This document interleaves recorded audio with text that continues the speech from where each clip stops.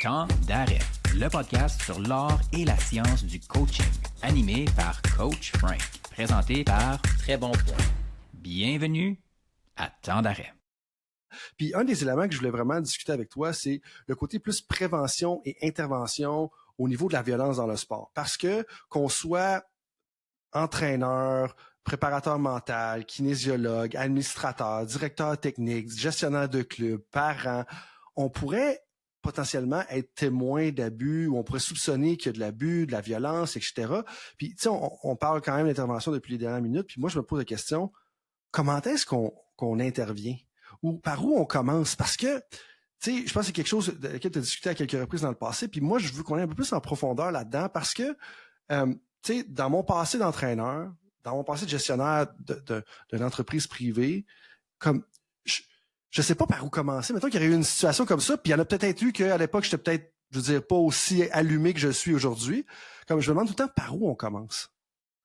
C'est tellement de bonnes questions. Puis elle est difficile parce que c'est un problème complexe.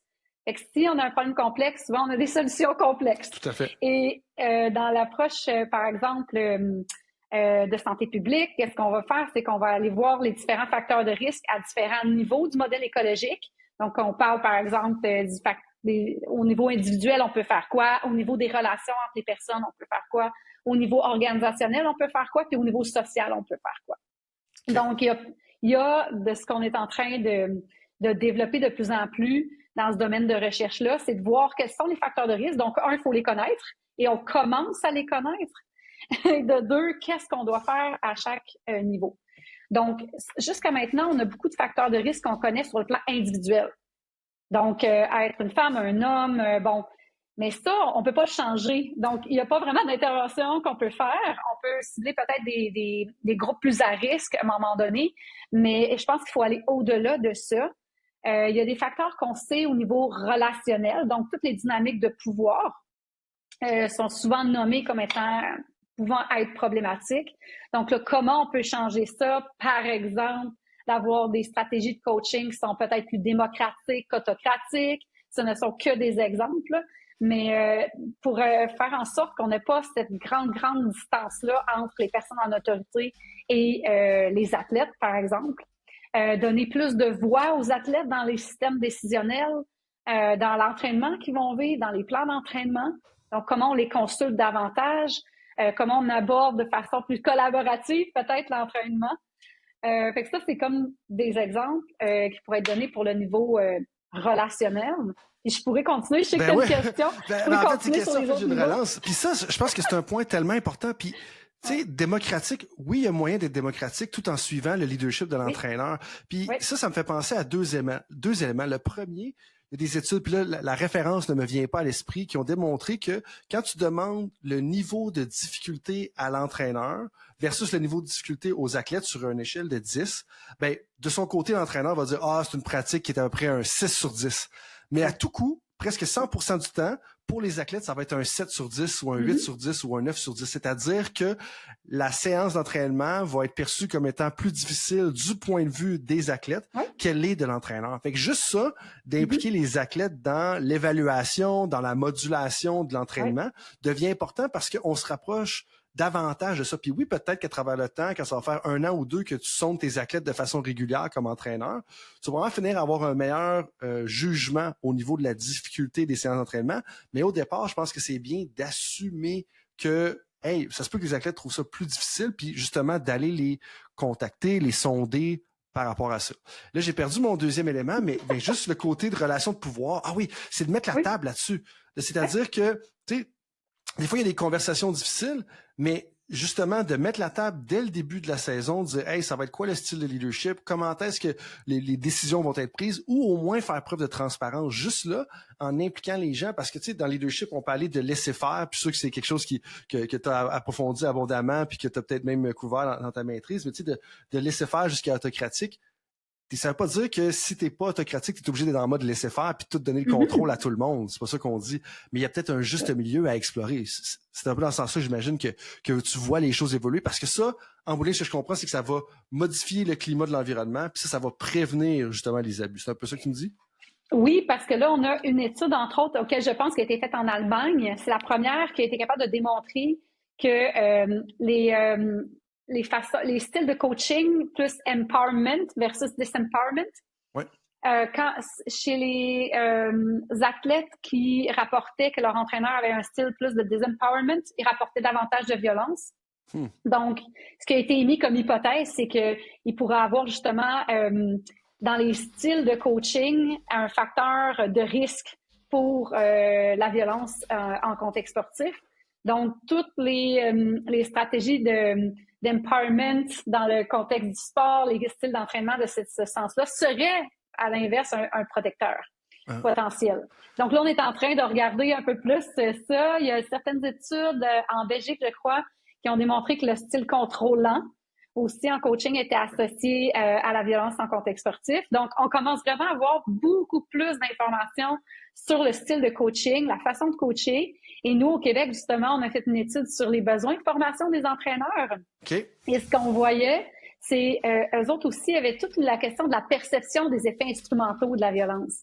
Donc, c'était bien documenté dans la littérature, mais on l'avait jamais testé. Et ça réfère à tout ce qui est le fait de penser que crier après un athlète, par exemple, va le motiver, va augmenter sa résilience, le fait de l'humilier, va contribuer à sa performance. Tu sais, tout un peu les croyances qu'ils peuvent avoir autour de ça. Oui. Et nous, on l'a mesuré, ça, chez nos entraîneurs québécois, et on a vu que c'était associé très fortement à l'adoption de comportements. Donc, on a aussi testé les comportements des entraîneurs et on a vu une forte association. On avait un modèle prédictif autour de 25% des comportements qui étaient associés à toutes ces attitudes, ces perceptions-là chez nos entraîneurs. Fait qu'on commence à avoir énormément de plus en plus de pistes à savoir avec les entraîneurs, c'est quoi qu'il faut modifier pour prévenir la violence. OK, là, c'est beaucoup d'informations à ingérer, puis c'est super intéressant. Mais là, pas de stress. En fait, c'est le but, justement, d'avoir le podcast, puis de pouvoir en discuter de long puis en large. Et là, ce que tu me dis, si j'ai bien compris, c'est que dans tous les abus, 25% des abus pourraient être expliqués par le fait que ce style de comportement-là, est-ce que je me trompe? Vous êtes juste rephrasé.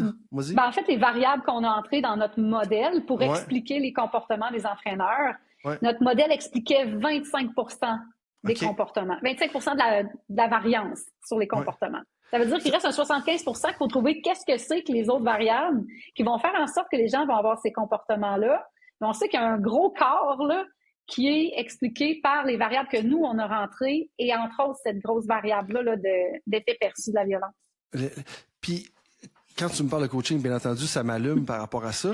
Puis, tu sais, quand tu parlais d'empowerment, disempowerment, je vais me permettre une traduction qui serait responsabiliser / déresponsabiliser les athlètes, même si c'est pas parfait, parce que le empower, tu sais, empower une personne, c'est plus que la responsabiliser, là, c'est qu'elle en prend part et elle sent vraiment qu'elle appartient à ce que tu essaies de faire, là. Mauvaise traduction. Mais il y a aussi un élément, tu sais, quand tu me parlais du style contrôlant, déresponsabiliser les athlètes, je trouve qu'il y a un élément d'objectifier aussi les athlètes. Tu sais, que les athlètes, c'est des machines qui sont là pour optimiser leur corps, puis qu'en bout de ligne, c'est un véhicule pour aller chercher une médaille d'or. Puis, tu sais, des fois, ça peut frapper quand on entend ça pour la première fois, mais je lisais justement un livre là, dans les derniers mois de l'année 2023 qui parlait comment est-ce que dans notre société en général, tu sais, on objectifie des fois les personnes ou les corps. Puis là, je parle pas ici au niveau de l'attrayance physique puis ces choses-là, plus de voir que c'est des machines, puis tu es là pour optimiser chaque grain de ta machine et où, même au niveau du travail, de dire « Hey, faut que tu sois productif, t'es là pour donner le plus gros output, si on veut, pour la société, puis c'est ça ton rôle. » Mais un peu, non, on n'est pas juste une machine, là, c'est pas vrai qu'on marche comme une machine qui va monter une voiture dans la chaîne de montage de Toyota, là, c'est pas la même chose. Puis je trouve que si on commence déjà à changer juste notre perspective sur les athlètes, que les athlètes, c'est un humain qui s'adonne à pratiquer le sport dans un contexte d'élite, ben juste là, comme si on a cette perspective-là, ça devient à mon sens, ça doit être plus difficile du moins de tomber dans l'abus parce qu'on voit pas comme hey, toi t'es un moyen pour aller chercher une pièce d'or là, qui est grosse peut-être de 3 pouces de diamètre là, si on veut. Là. Mais malheureusement, en tout cas, c'est un facteur qui est documenté comme étant un facteur de risque, l'objectification des athlètes. Par contre, de ce que moi je vois dans ma pratique, pas dans ma pratique, mais dans mon vécu de maman qui assiste à des tournois, des compétitions, puis avec les lectures que je fais aussi, pour moi, ça, on n'est pas encore on n'est pas encore là. Je pense qu'il y a comme le beau discours de oui, les athlètes sont des humains, oui, les athlètes, faut les voir dans leur globalité, c'est pas juste des machines. Mais en même temps, on regarde sur le terrain et on fait OK, des enfants de 8-10 ans à qui on fait faire des drôles de choses là, pour des êtres humains. Tu sais, tu dis, ben voyons, on est donc bien intense à ce point-là, puis c'est quoi qu'on recherche face à ça, tu sais. Et là, il y a plein de comportements qui me viennent en tête, mais le problème aussi, c'est quand ça touche des enfants, tu sais, quand ça touche des jeunes, parce que là, ce ne sont pas, littéralement, ce ne sont pas des petites machines. Tu sais, si à un moment donné, tu deviens professionnel dans ton sport, peut-être, si tu es rémunéré pour ça, le but, c'est ça, c'est de performer. Ouais. Tandis que quand on parle d'enfants, puis c'est vraiment la clientèle à laquelle je m'intéresse le plus, les enfants et les ados, sont pas tous non plus dans un pattern d'élite, mais on voit quand même ces comportements-là au niveau régional, local.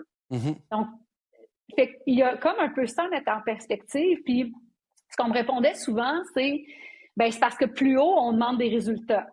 C'est plus haut, on demande des médailles. Plus haut, on demande pour les commandites, pour etc., etc. Et ça découle sur tout le monde, ça met des pressions sur tout le monde.